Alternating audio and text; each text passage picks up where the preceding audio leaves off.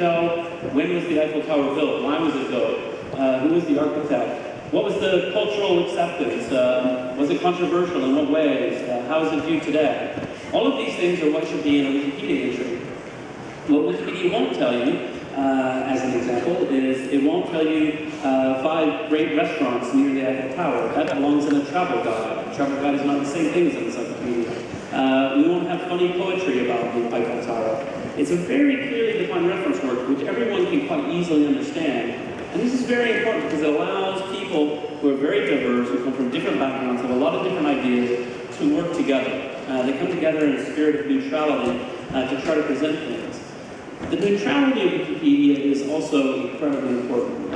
It's a great value held by our community, and it's a value that has 2 purposes. So one purpose is, if I want to find out someone's opinion, maybe I'll read an opinion column in the newspaper, or maybe I'll read a particular person's book expressing their own opinion. But when I want just the basic information, just the basic facts, with as little opinion as possible, I will turn to an encyclopedia, and that's very important. When I go to an encyclopedia, I don't want to hear your opinion or your views.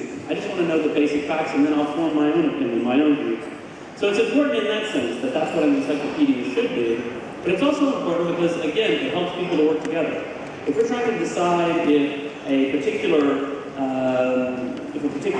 car is a good car or not, well, we might argue forever. But if we simply want to summarize the facts and say, oh, this is a car, it was released on this date, it has this engine, it has these features, and also we might say it was well received by most automotive critics, however this critic said it was not a very good car, etc. We just give you the basic facts, not our opinions, but just the summary of what we can find out there. And that's very powerful because it allows people to have very diverse opinions to work together. The example I always like to give is if you imagine a very kind and thoughtful Catholic priest and a very kind and thoughtful family planning activist, they may have very, very different views on abortion. In fact, they will never agree on the question of abortion. It's much too difficult an issue. However, because I've specified that they should be kind and thoughtful people, they can work together to write an entry about the controversies around abortion, which explains it to other people. They will know that Wikipedia can't say, for example, abortion is a sin, but Wikipedia can and should say that the Catholic Church has the following position on abortion, and the Pope has expressed it this way, and critics have responded in that way, so that a newcomer to the issue, instead of being told only one side of the story, gets a full and thoughtful presentation.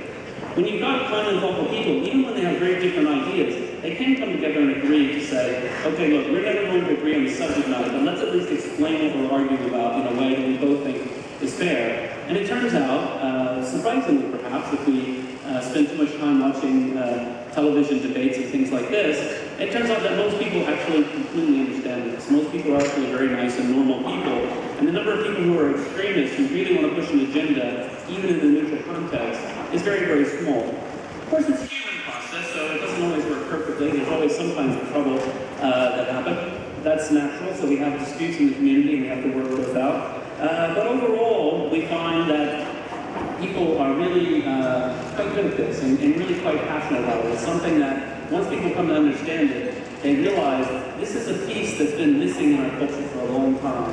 We've had plenty of argument and debate, and we've had too little calm reflection, just a basic presentation of the facts. And when people agree with that and they understand that, they become quite passionate that this is worthwhile. This is an activity worth spending my time on because it's something missing in our culture. So over the last few years, we are now 11 years old. We've had quite a bit of success. We have over 20 million different articles across 270 different languages.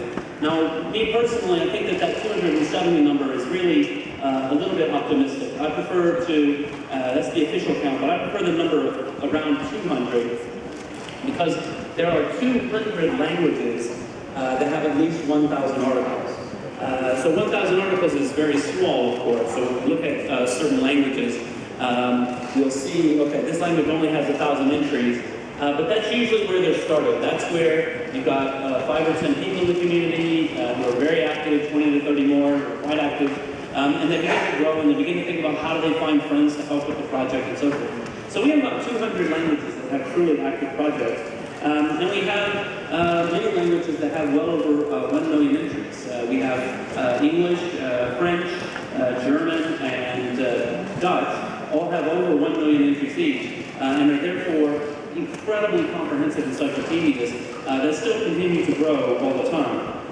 Our community is quite passionate about that diversity. One of the things that we see a lot, particularly within the French community, as you can imagine, is a great passion for the local languages of Francophone Africa.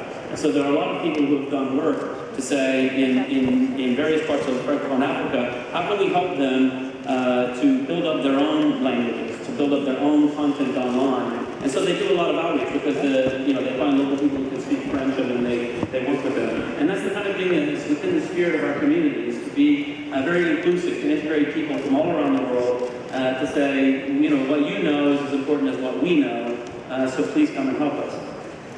Africa is, in fact, a particular interest of mine, and this is the part where I want to talk a little bit about the future, and not just the future of Wikipedia, but both the future of the internet, but I think also the future of the world, because I think this is going to have an enormous impact. One of the things, I'm just going to...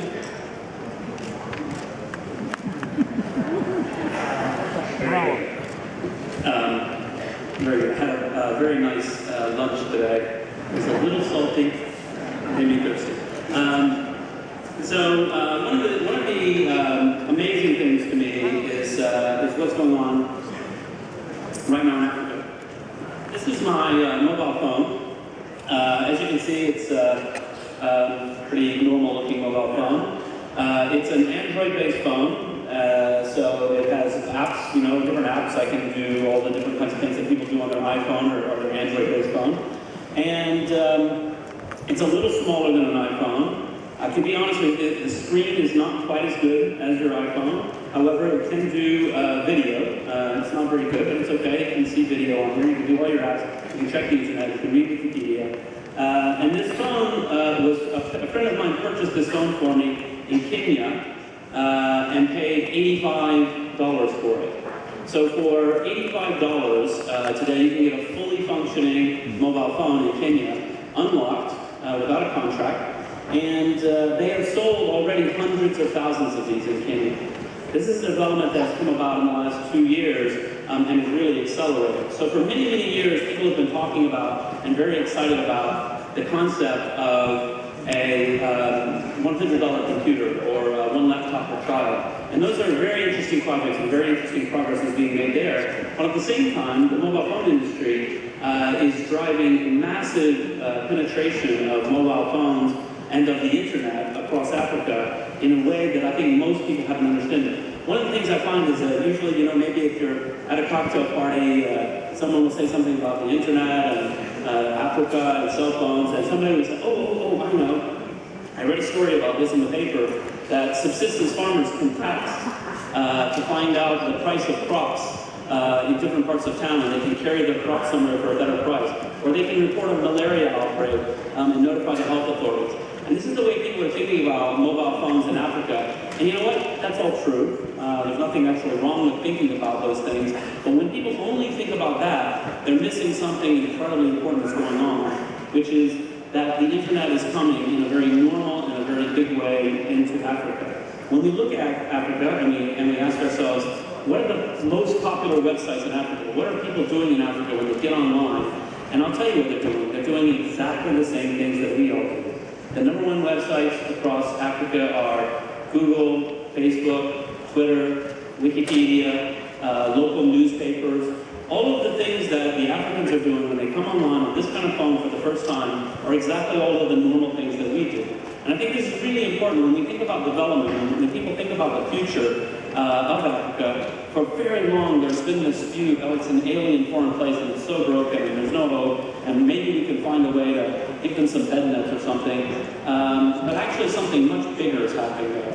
They are joining the world in a way that they've not been able to in the past. They're gaining access to information, gaining access to communication skills. When we think about what impact this has already had on our lives, and then we begin to think about what impact it's going to have on people who are living in situations with authoritarian governments, for example, we're already seeing some of the major impacts of this. We've seen the Arab Spring. And when we think about the Arab Spring, and we think about what does that mean, it's important that we think a little bit deeper than just the basics. So one of the basic things that we know is people get on Twitter and they sort of say, hey, let's all go to the square and protest. This is really not fair. Everybody meet at the square and we're going to call a big demonstration. So for the first time, massive numbers of people can be organized in a very easy way, without a lot of funding, without a lot of political organizers, and spontaneously come out to the streets and demand change. We've seen this happen more and more in different places. And that's great, that's perfectly fine, but let's be honest.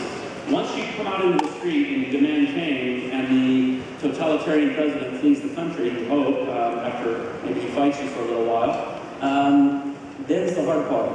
The hard part is, how do you build the institutions of change? How do you build the institutions so that, well, in a room like this, there's a change of president, and he might not be pro-business, and we don't know what he's going to say, but nobody's afraid that he's going to lock everybody in the room up, right? We have a civilized country here. We have institutions that guarantee a certain orderly process of change in the country. In a lot of places, they have to build those from scratch. They've been living in a situation with one dominant organization for a very long time. How are they going to build those institutions? And I think a big part of it is education. They need to find out how to do it. It's no big mystery. We actually know a great deal about how to build reasonable institutions that are not very corrupt. I mean, everywhere you go in the world, there's a little corruption here and there.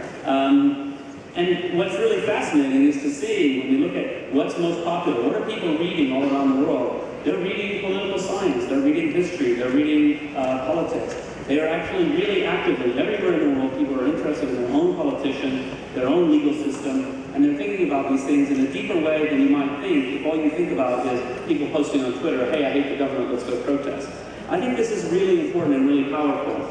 In the introduction, it was said that 400 million people look at Wikipedia every month. That is actually an old number. I'm happy to announce that the new number is now 490 million. And we expect this year, we don't know when, it depends on the vagaries of internet traffic, but I expect that sometime this year, we will see that 500 million people on the planet will be reading Wikipedia every month. I mean, that's an astonishing thing to think about, the degree to which people are passionately on their own, independently pursuing knowledge about whatever they want to be interested in. I mean, it's a very interesting thing. One of the things, I hope to show you a slide today, I found out we can't have slides, but I have this great slide showing what are the most popular things in a lot of different countries, and it has English, French, German, Chinese, Japanese, and so on. One of the biggest bars on the graph is the Japanese are really interested in pop culture, which is sensible if you know anything about Japan. The Japanese do love pop culture. They love English pop culture, American pop culture, Japanese pop culture. It's very, very big. One of the other ones that's a little bit expected, kind of amusing to people, is that in most of the languages, sex is in the top-ranked entries that people are reading about. Except for, strangely enough, in French and Spanish. And I was a little puzzled by this until someone explained to me it's because the French and the Spanish are actually having sex. And, you know, the English and the Germans just read about it on the internet. So, anyway. I don't want to make this joke over Germany, but... So,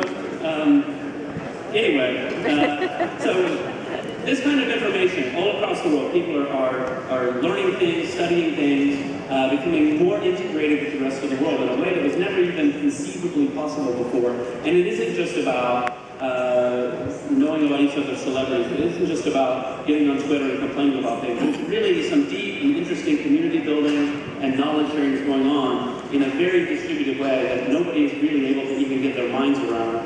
And I think it's perhaps one of the most exciting times in the history of humanity. If we think about what will it mean for the next billion people to come online, I think the main thought that I want to leave you with is the places that are very heavily online today are Europe, the US, Japan, basically the wealthiest countries in the world. And we already know about each other. We already communicate a lot. And mainly for the poor parts of the world, we only hear about it when there's something terrible going on there, some disaster struck. And there's a real easy tendency to fall into it. We just think it's foreign, it's alien, they're very poor, and we don't really know what they're doing. they're all coming online now. We're going to meet them. They're joining the global conversation in a new way. Their culture is going to start affecting our culture in ways that are going to surprise us. I can't tell you what that means even.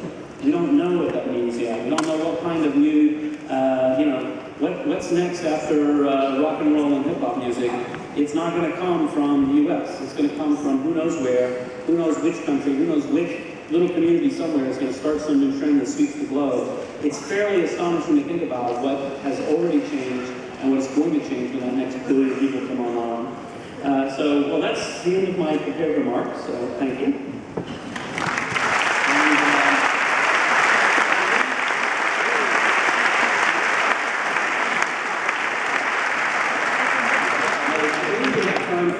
They said not too many questions, but just one or two questions. I have no idea if there are any microphones for the audience. Do we know? Yes? Maybe? Well, if anybody wants to raise their hand, preferably maybe kind of up close so I can hear you, we can take one or two questions. Raise your hand, sir. Yes, here, gentlemen here. Could you explain your business model? Yes. Yes, so explain the business model. That is a very good question. Gee, that's a very good question. Well, we don't really have one. I'm only kidding. So, we are organized as a charity. So we are a nonprofit organization. And we exist primarily, the vast majority of the money that runs Wikipedia comes from donations from the general public. So every year in the fall, November, December, we put up a notice on the site and we say, please help us to keep knowledge free, please help Wikipedia, and then people can click and they can donate money. It is the amount of money that we raise, so our annual budget in the most recent year is about $29 million. The bulk of that money comes from the general public.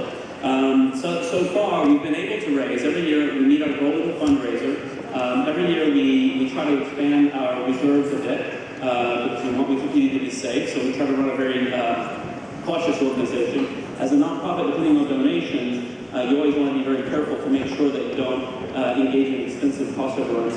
The cost of providing Wikipedia, this is an amazing thing to stop and think about. The cost of providing Wikipedia to the world is about 1/2 cent per person per month. So of that 500 million people, we need about 1/2 penny per month to run the Wikipedia program. So we're an unbelievably efficient organization. Knowledge and information is inherently, given the modern technology, quite inexpensive to distribute as long as you produce it in a way that is not cost prohibitive. So we feel confident that we can continue. We always do have to take fundraising quite seriously. One of the things that people always like to, I'm not sure if they're asking me about it or teasing me about it or they think it's an arrogant thing, but every year for the last 2 or 3 years, we put my picture up on the website. The reason that happens, the staff came to me a couple of years ago and they said, we want to run a banner. We never had pictures in the banner, we just had the message.